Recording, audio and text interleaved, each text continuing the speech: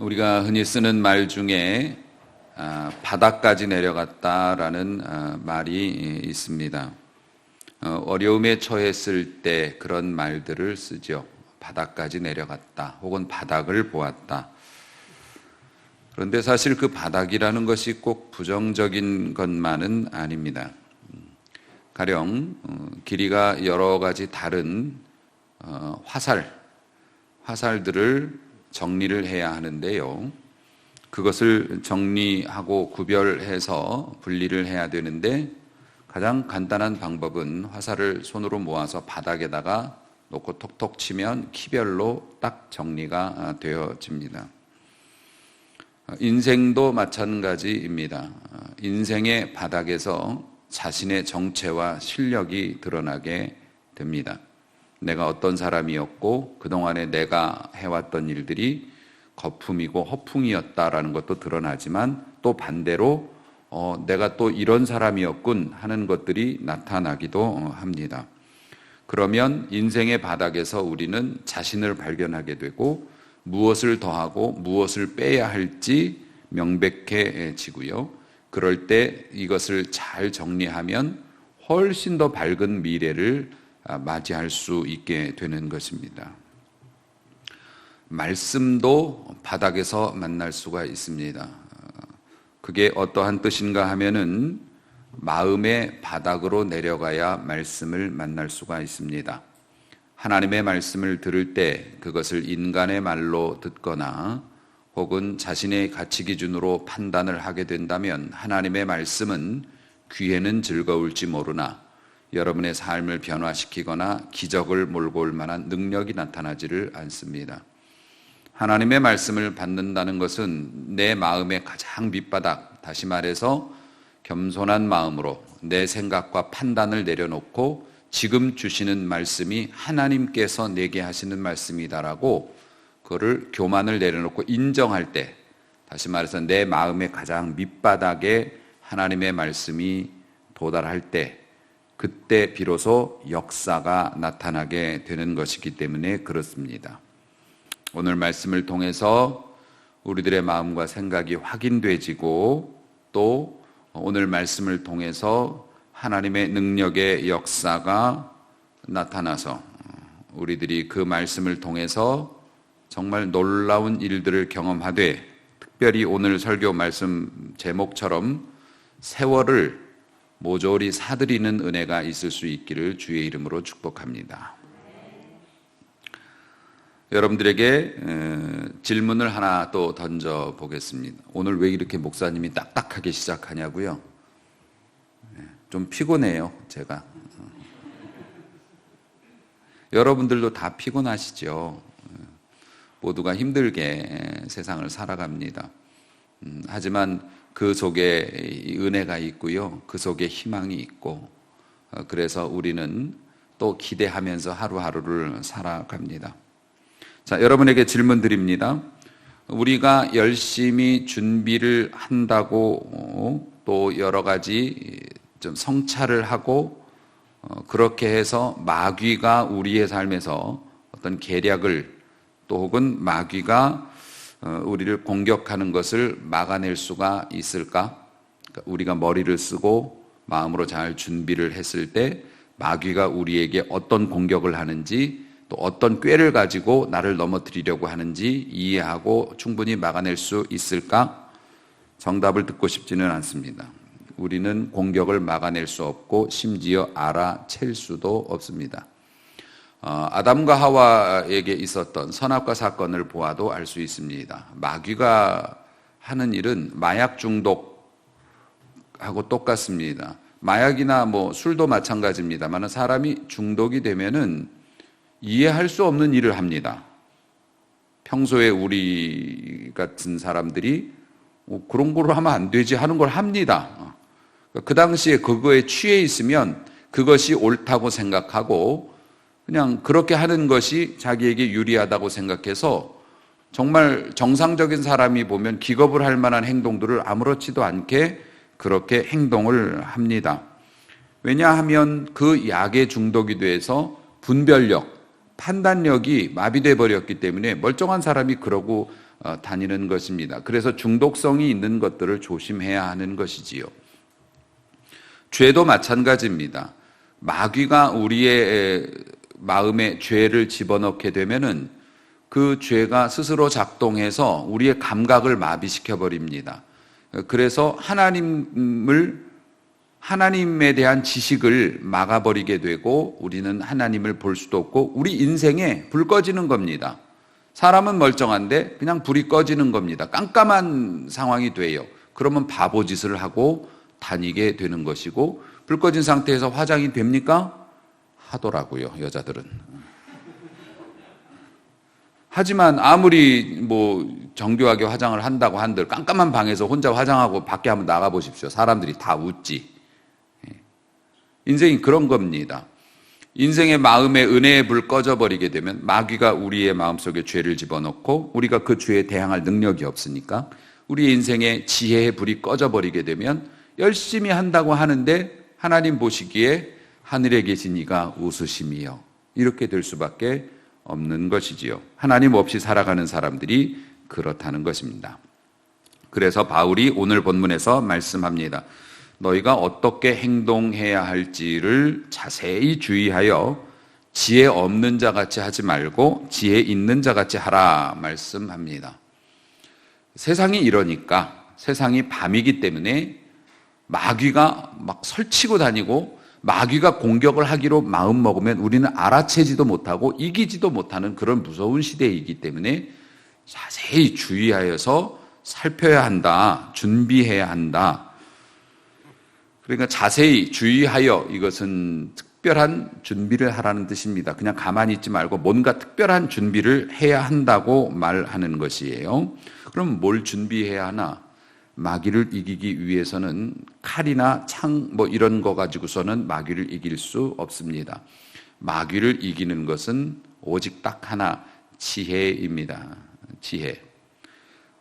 세상은 지혜를 다양한 이름으로 불렀죠. 영지주의자들, 또 뉴에이지, 세상의 문화 속에 살고 있는 사람들은 지혜의 여신 소피아라고 불렀습니다. 그래서 그 지혜 자체를 신으로 보았습니다.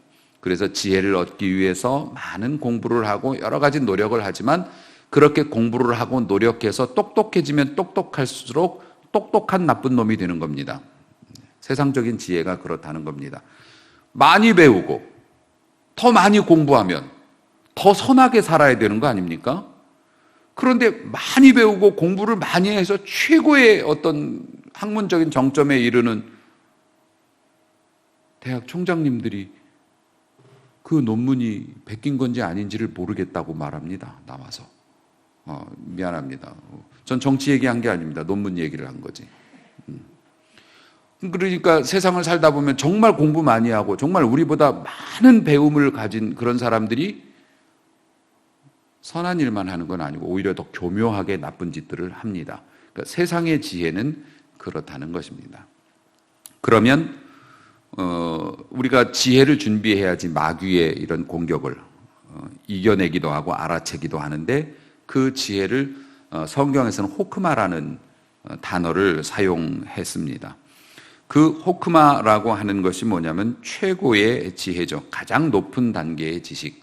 여러분이 눈치를 채셨을 거라고 생각합니다마는 하나님의 말씀을 듣는 것, 그리고 그 말씀에 순종하는 것, 이것이 호크마, 가장 높은 단계의 지혜, 지식입니다.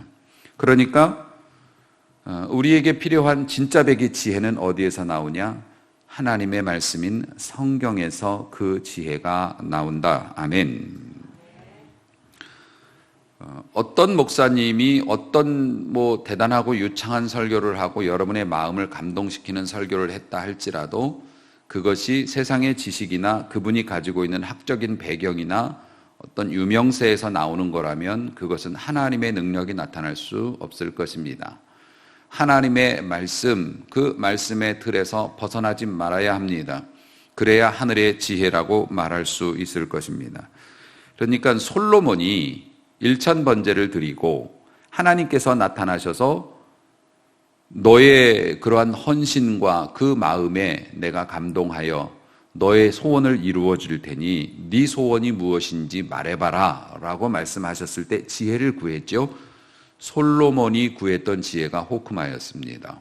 그게 뭐냐면, 하나님, 제가 하나님께서 뭘 원하시는지를 빨리빨리 눈치챌 수 있는 사람이 되게 해주세요. 아멘.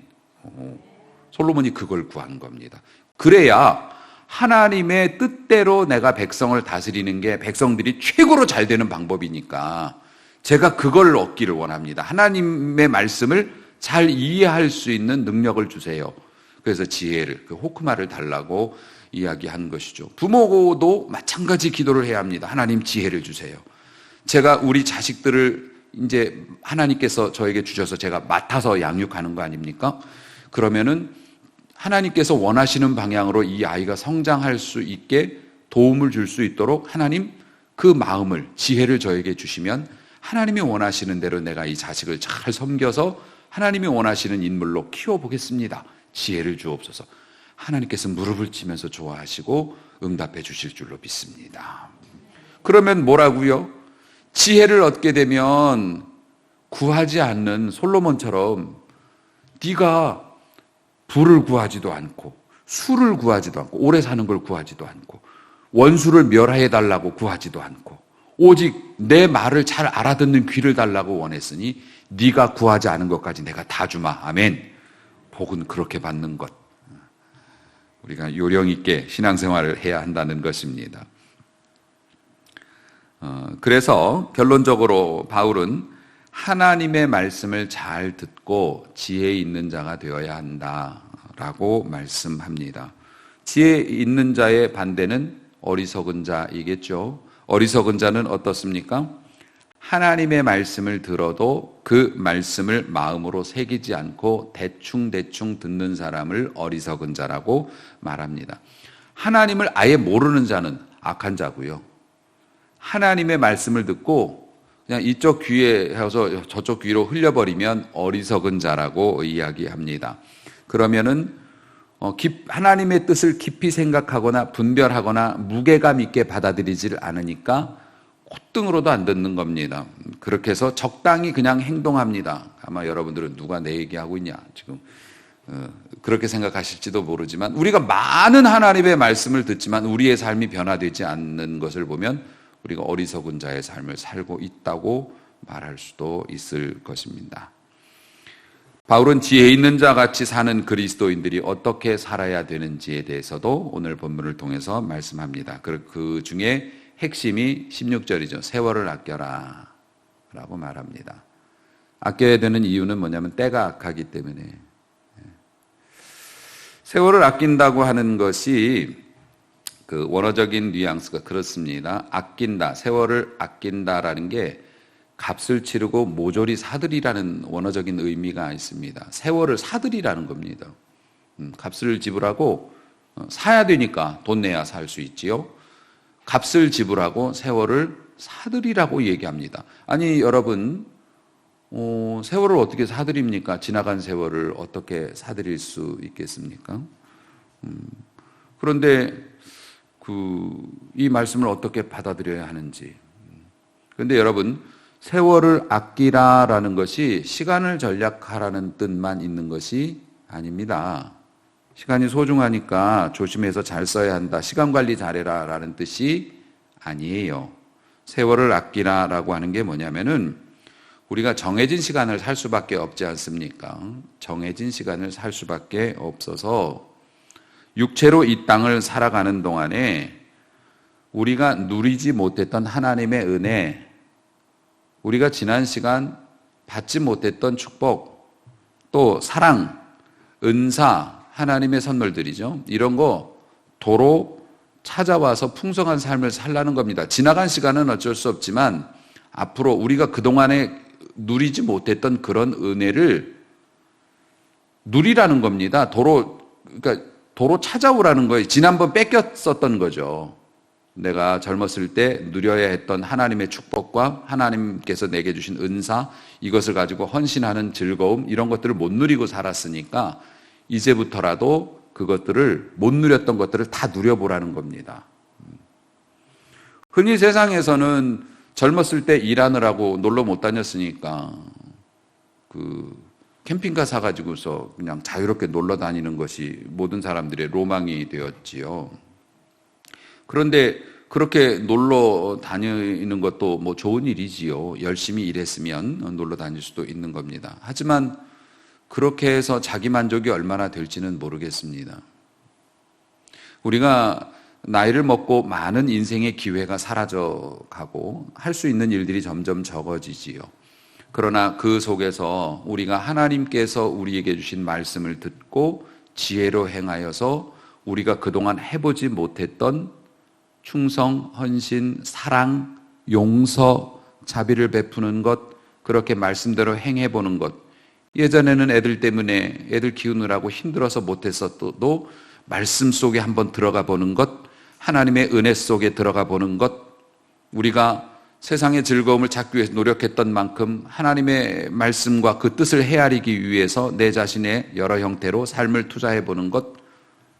여러분, 그렇게 되면은 어떻게 되냐면 내 인생이 끝날 때, 자신의 인생을 자평할 때, 인생 빠르게 지나가고 진짜 한 것도 없는데 그냥 이렇게 참 후회만 남고 내가 가는구나, 이런 게 아니고, 세월을 다시 되찾은 사람들은, 세월을 아낀 사람들, 다시 잃어버린 세월들을 산 사람들은 어떻게 사냐면, 내가 뒤늦게 하나님을 알고 뒤늦게 하나님의 뜻대로 살아보려고 조금 노력했지만 진짜 멋있었다. 어쨌든 인생은 끝만 좋으면 좋은 거 아닙니까? 안 그렇습니까? 우리가 경기에 지고 있다가도 막판에 역전골 넣으면 이기는 거 아닙니까? 그러면 더 드라마틱한 경기가 되는 것 아닙니까? 그러니까 여러분, 아직도 우리에겐 기회가 남아 있습니다. 세월을 도로 살 수 있습니다. 아멘. 아멘. 젊음을 살 수는 없지만 인생을 다시 사들일 수는 있습니다. 바울이 그것을 말하고 있는 겁니다.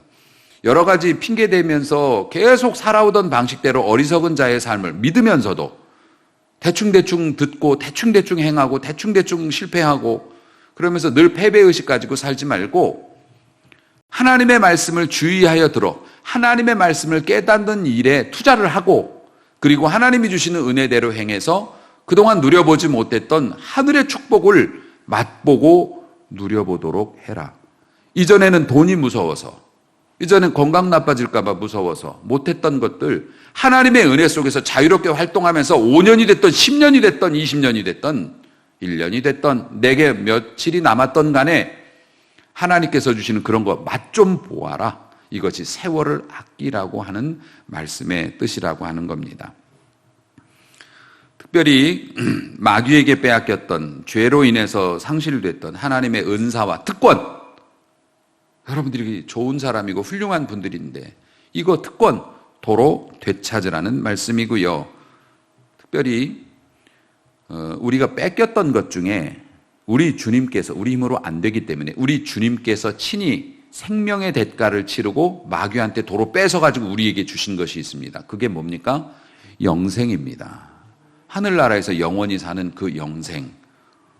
또 성령께서 주시는 풍성한 삶, 우리 족보가 바뀌었으니까. 그러한 것들, 이게 나 그냥 안 누리고 살래요, 이게 문제가 아니고 우리가 불행하게 살고 우리가 마귀한테 매일 얻어 터지면서 쩔쩔매면서 살고 그러면 우리 부모님께 큰 불효하는 겁니다. 우리 하늘에 계신 아버지께 큰 불효하는 거지요. 자식이 어디 가서 얻어 터지고 친구들한테 괴롭힘이나 당하고 그러면 불쌍하기도 하지만 충분히 이길 수 있는데도 저렇게 살면 부모님 마음이 얼마나 아파요. 우리가 그러라고 키운 건 아닌데 우리는 의무적으로 복을 받아야 합니다. 아멘. 복 받으셔야 합니다. 하늘의 복을 누리시고 이 땅의 복도 누리셔야 합니다. 바울이 그 이야기를 하고 있는 겁니다. 우리의 잃어버린 그런 행복을 찾아주시기 위해서 주님이 얼마나 큰 희생을 치르셨는지를 기억해야 합니다. 그러므로 예수를 닮은 성도들의 고난, 그러니까 믿음을 지키기 위해서 우리가 고난하거나 아니면 우리가 뭔가 희생하거나 헌신하거나 우리가 투자하거나 이러한 모든 것들이 뭡니까? 마귀에게 이제부터라도 시간 뺏기지 않겠다는 겁니다. 기회 뺏기지 않겠다는 겁니다. 축복 뺏기지 않겠다는 겁니다. 뺏기지 않을 뿐만 아니라 이전에 우리가 해보지 못했던 것들을 해서 우리의 인생에 잃어버린 시간과 축복을 다시 사드리겠다는 겁니다. 그렇게 살라고 바울이 말씀하고 있는 겁니다. 여러분, 주의 뜻이 무엇인지를 이해하라. 바울은 그렇게 이야기합니다. 이게 가장 중요한 것 같습니다. 소통, 정말 중요하죠.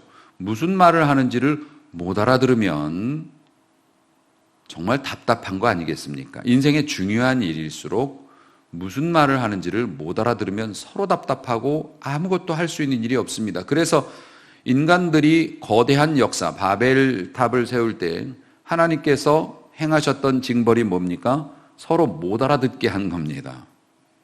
그 바벨의 역사, 그 혼돈의 역사는 지금도 세계 언어를 통해서도 구현되고 있지만 하나님의 은혜에서 좀 멀리 떨어지게 되면 당장 혼돈의 역사가 와서 그 친밀한 부부 사이에도 말이 안 통하고 서로 답답해요. 부모 자식 간에도 말이 안 통해. 혼잡의 역사가 일어납니다. 성도와 목회자 사이에도 말이 통하지 않고 이 얼마나 답답한 일입니까?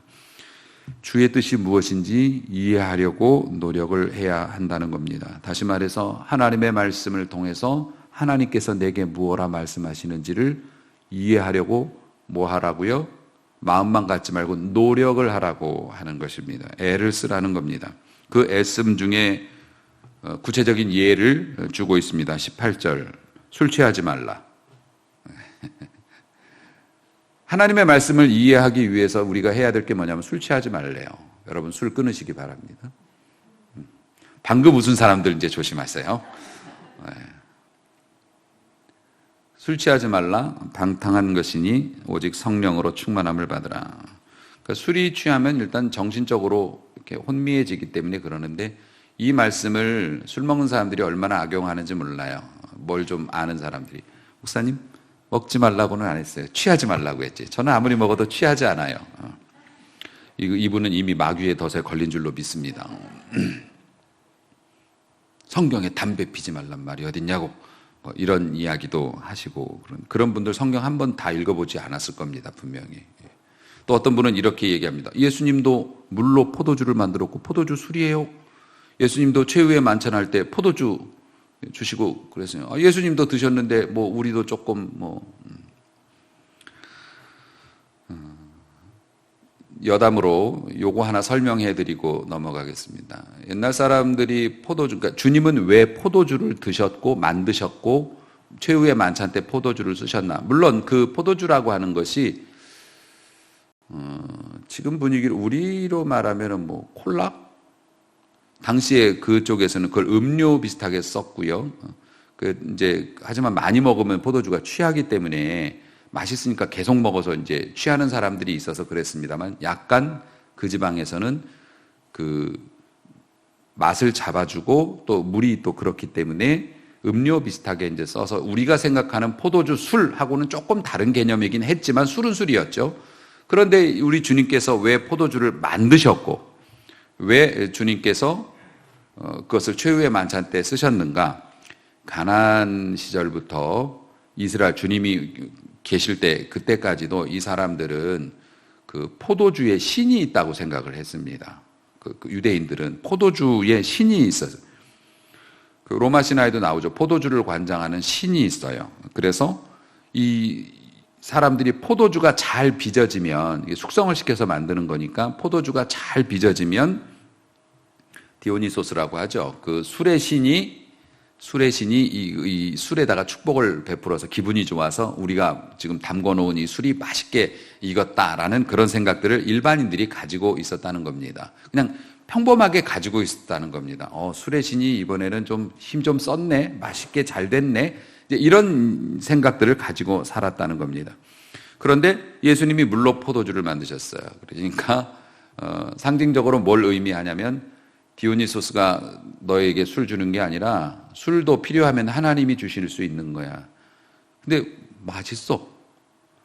연회를 관장하는 사람이 불러가지고 그런 얘기하죠. 처음에는 좋은 거 주다가 술 취해가지고서 해롱해롱 하면은 안 좋은 거 갖다 내놓는데 너네는 나중에 갈수록 더 좋은 게 나오는구나. 품질을 입증해 줬어요. 그러니까 주님께서 포도주도 내가 만들면 더 잘 만들어. 그러니까 엉뚱한 신에 대해서 관심 가지고 호감 가지고 칭찬하지 말아라. 뭐 이런 의미가 있다고도 얘기하고요. 또 포도주가 피하고 비슷하기 때문에 주님께서 마지막 만찬 때 자신의 피와 비슷하게 사람들이 잘 기억할 수 있도록 피를 의미하는 뜻으로 포도주를 나누었다. 이제 이런 말씀이 있습니다. 어쨌든 주님께서는 이렇게, 이제 주님께서가 아니라 바울은 술 취하지 말고 그것은 방탕한 것이다라고 얘기하는 게 뭐냐면은 너희가 주님을 알기 전 혹은 말씀을 제대로 받기 전 하나님의 뜻을 알기 전에는 포도주 같은 것으로 세상의 낙을 삼았다. 세상에 우리가 즐거움으로 삼는 게 많지요. 그렇게 세상 것으로 우리의 낙을 삼어 위로감을 삼고 그런 것으로 힐링을 하려고 했지만 이제는 성령의 충만함을 한번 맛보아라. 그것이 거룩한 것이고 그것으로 천국의 기쁨도 너희가 맛봐야 할 거 아니냐. 그러니까 술 취하지 말라. 술이 취하면 방탕해질 수밖에 없다. 술 취해서 정신 맑은 사람 못 봤다. 그러니까 술 취하지 말고 성령에 취해 보아라. 그러면 하늘의 기쁨을 맛볼 것이다. 그래서 바울이 성령의 충만을 받기 위해서 이제 해야 할 일들을 이야기하죠. 시와 찬송, 신령한 노래로 서로 화답하라. 이렇게 말씀합니다. 시는 그 다윗의 시편, 사람들이 우리가 부르는 뭐 시와 찬송, 신령한 노래가 다 같은 이야기입니다. 옛날에는 시편을 읽음으로써 찬송을 대신했고 요즘에는 우리가 찬송가도 부르고 또 서로를 향해 사랑의 말을 또 축복의 말을 주고받는 것, 이게 시와 찬미와 신령한 노래가 됩니다. 그래서 시와 찬미와 신령한 노래로 서로 화답한다. 화답한다는 건 우리가 교동문 같은 거 할 때 이게 화답하는 형식입니다. 이것이. 그러니까 이런 것들은 혼자는 안 되는 겁니다. 여럿이 같이 모여야 되는 것이죠. 그래서 성경을 읽는 것, 교독을 하는 것도 화답하는 것이고 교동문도 서로 그래서 나눠서 하는 거예요. 화답의 의미를 하기 위해서. 그렇기 때문에 바울이 이야기한 걸로 종합해 보면 뭡니까? 세월이 너무 악하다. 이건 계속 악해질 것이다. 그런데 그 악한 세월 속에서 너희가 예수를 믿었는데 하나님의 은혜를 받았는데 그 받은 은혜를 잘 간직하고 특권과 혜택이 주어졌는데 그 혜택을 누리기에는 너희는 너무 약하다. 그러니까 매일매일 지혜를 얻어야 한다. 그 지혜는 호크마, 하나님의 말씀 속에서만 올 수 있다. 하나님의 말씀을 너희들이 잘 받아들이고 그 말씀이 너희의 삶의 능력으로 역사하기 위해서 우리가 해야 하는 것들이 있는데 뭐라고요? 시와 찬미, 신령한 노래, 세상 것으로 위로받으려고 하지 말고 그런 것에 취해 있지 말고 그런 것에 몰입하지 말고 그런 것들을 끊고 우리의 희생이 필요한 겁니다. 끊고 우리가 서로 모여서 하나님의 말씀을 나누며 서로 찬양하며 그렇게 시간을 보내야 한다. 예배를 말하고 있는 것이죠. 그리고 마지막으로 복종하라. 그리스도를 경외함으로. 다시 말해서 우리 주님께서 그렇게 하셨으니 우리도 피차 서로 남녀노소 신분지위 막론하고 상대방을 높이고 존중하고 나를 낮춰야 한다. 그것이 교회가 하나 될 수 있는 가장 중요한 영적인 지침이니까. 결국에 우리가 지혜로 은혜 가운데 살아가면 서로를 높이면서 섬기면서 살 수 있게 된다. 자, 이렇게 되었는데 너희의 삶은 어떤가? 라고 바울은 질문하고 있는 것이죠. 여러분, 세월을 사들이는 은혜가 있기를 주의 이름으로 축복합니다. 이제까지 이렇게 살아왔으니까 앞으로도 대충 살다가 그냥 뭐 때 되면 가는 거지. 여러분, 죽음이 두렵지 않으신가요? 죽으면 어떻게 될 것 같습니까? 여러분, 죽으면. 천국까지요? 이거는 이제 접대성 멘트고, 여러분 개인적으로 한번 생각해 보십시오. 여러분 죽으면 어떻게 될 것 같습니까? 일단은 무섭죠. 왜냐하면 나의 모든 일상이 사라지는 거지 않습니까? 내 사랑하는 가족들, 그리고 내가 가졌던 것들, 내가 누려왔던 것들, 그리고 익숙한 나의 공간, 이런 모든 것을 딱 내려놓고 완전히 미지의 세계로 간다고 생각을 해보십시오. 차라리 잠이 들면 괜찮은데 잠이 들어도 두려운 거죠.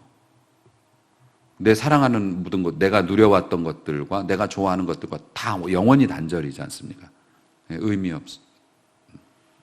그런데 심지어 우리 믿는 사람들의 우리가 배운 바에 의하면 심판이 기다리고 있다? 하나님의 나라가 좋긴 한데 내가 그 하나님의 나라에 들어갈 자격이 있나? 내가 지금 해왔던 행동과 이런 것들 나도 잘 납득이 안 가는데 하나님께서 납득해 주실까? 믿는 사람으로서 이런 거 생각하면 죽음이 두렵지 않으세요? 여러분, 뭐 죽는 건 죽는 거라고 치지만은 그동안에 우리가 살아왔던 것보다 더 아름다운 삶을 살아야지 내려가는 삶을 살면 안 되는 거 아닙니까? 아니 몸만 아파야지. 몸이 아픈 거야 어쩔 수 없이 나이 먹으면 그렇게 되는 거니까. 하지만 우리의 인생이나 우리의 상황까지 비참해지면 되겠습니까? 아니죠. 우리가 늙을수록 더 빛나는 삶을 살아야 되겠지요. 그러기 위해서 어떻게 해야 합니까? 세월을 아껴야 합니다. 다시 사드려야 합니다. 하나님 앞에 헌신하고 충성해야 합니다. 하나님 앞에서 환경을 탓하고 있지 말고 무언가 하나님의 뜻이 뭔가를 자꾸 알아들으려고 투자해야 합니다. 그렇게 투자할 때 나머지 일은 하나님께서 해주십니다. 아멘. 왜냐하면 하나님께서 지혜를 주시면 그 지혜가 그냥 이거구나 전에 몰랐는데 이게 아닙니다. 하나님의 지혜는 능력입니다. 아멘. 전에 들 수 없었던 것을 들어 올리는 것이고요. 전엔 뛰어넘을 수 없었던 것들을 뛰어넘는 것이고요. 전에는 무서워서 이길 수 없었던 것들과 싸워볼 마음이 생기고 싸웠더니 이길 수 있었던 거를 내가 그동안 평생에 그렇게 쫓겨다녔군. 그런 걸 깨달았을 때 그 인생이 얼마나 빛나고 아름답고 행복한 인생입니까? 세월을 다시 사들인 거죠. 전에는 졌었는데 이제는 이길 수 있어. 세월을 사들인 겁니다. 모조리 사들여야 합니다. 사랑하는 성도 여러분, 9회 말 투아웃이라고요? 내게 남은 것이 없다 말씀하십니까? 9회 말 투아웃이라도 아직은 내가 공격할 차례지 않습니까? 더군다나 하나님이 우리 편이신데, 하나님이 우리 편이신데, 우리의 삶이 기적이 되게 하시고 부끄러웠던 시간들 다 갚을 만큼 또 다른 일로 우리가 영광 돌릴 수 있게 기회 주실 것이고 영광스러운 인생으로 마무리될 수 있도록 도와주실 것이고 제발 너희가 그렇게 살기를 바란다. 내가 도와줄게. 오늘도 말씀하고 계시는 것입니다. 사실 인생 별것 아니죠. 별것 아니라고 생각하면 별것 아닌 겁니다. 하지만 인생이 왜 별것 아닙니까? 별것입니다. 하나님께서 소중하게 여러분들을 지어서 이 땅에 내보내셔서 삶을 살아가게 하셨습니다. 그리고 지금도 하나님의 은혜 앞에서 하나님의 뜻을 알아듣고 교회에 나와서 예배드리고 있지 않습니까? 그렇다면 여러분들은 이제 다 된 겁니다. 여러분들이 조금만 더 하나님의 말씀을 알고 그 뜻을 맞추려고 노력하시면 명품 인생으로 지금도 변화될 수 있음을 믿으시기 바랍니다. 네, 세월을 되돌릴 수는 없지만 세월을 더 아름답게 만들 수는 충분히 있다고 하는 것입니다.